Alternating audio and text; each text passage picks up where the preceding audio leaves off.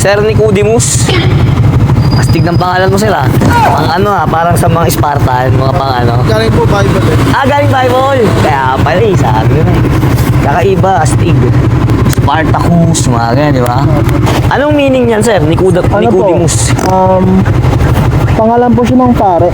Pangalan siya ng pare. Opo, sa Bible. Sa Bible na yun, yung pare na yun sir, anong naging history niya? Ano po? Kung Kasama bakit po siya sa ano eh, sa mga pare po doon sa ano, sa ano po kay Jesus. Pero sa padang huli po parang Nagsisi siya? Opo. Isa siya sa nagpakumbig kay Jesus, pero nung naisip niya na tama nga si Jesus nga yun, nagbalik loob siya. Opo. Hindi naman po, parang naawa lang din po siya. Ganun. Siguro sir, isa sa parents mo, naging seminarista. Gusto po nila ako ipasok noon. Tapos hindi rin po natuloy. Siguro nung baby ka, ni-ready na nila yung pangalan mo na ganyan para Opo. para pagkadating ng araw na ipapasok ka na sa seminaryo, andun na yung pangalan nung nasa Bible, nung pari Opo. noon. Galing ah. Kaso nagbago po yung isip ko nung ano. Nagbago yung isip mo sir, nung natuto ka ng magtalpat. Nung high school na po ako, nagbago po isip. Pero tumungtong ka talaga? Po, sana, hindi po. Hindi. Mga sakristan, mga ganyan. Hindi rin. Ipapasok pa lang po sana ako. Ipapasok ka pa lang sana. Opo. Okay. Ilang taong ka nun, sir? Kala ko, sir, kaya hindi ka na pumasok kasi natuto ka na magtalpak eh. Ano naman, sir, naisip mo? Ba't di mo tinuloy? Naisip ko lang po parang medyo malungkot po. Bawal po kasi mag-asawa eh. Okay. Oo, no? Isa yun sa pwedeng malaking tukso sa'yo, no? Ngayon, sir, may jowa ka na niyan. Wala ako. Wala pa. Wala. Kung magjojowa ka, sir, anong gusto mo? Mahaba po o maiksi? Hindi po. Hindi mo pa sure? Basta mabango. Opo. Ayun, yun. Hindi pa naman po kasi ako nagkakaroon eh. Hindi pa? Since birth? Kailangan magamit mo na yan, sir. Kailangan magamit na natin yung sandata na yan para mahasa na. Okay, Paps, pasok mo.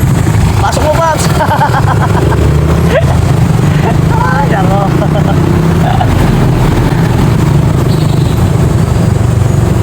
Naipit ka na naman dyan, Paps. Dito ka, Paps. Paps, balik ka rito, Paps. Ayaw mo na dito. Kakaliwa ka na ba? Sige, Paps, ako na lang papasok.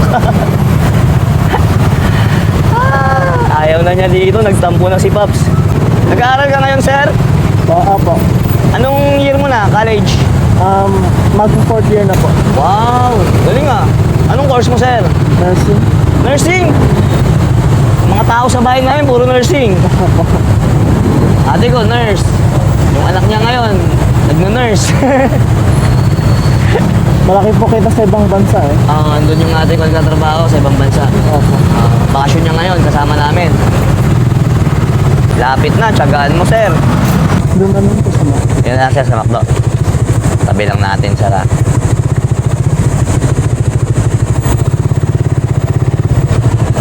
Jolly.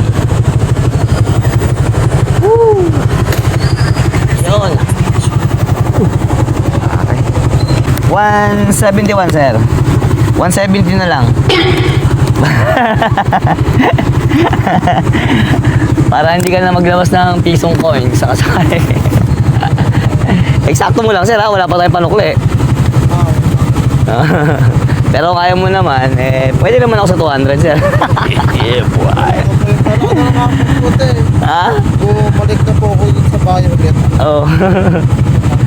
Kunin ko lang payment. Yun, 20 lang, sir. May discount kang piso, sir, ha? Galingan mo lang pag-aaral mo, sir, ha? Ay, sir, nagbablog pala ako, ha? Okay lang ba? Sama kita? Ayan, ha?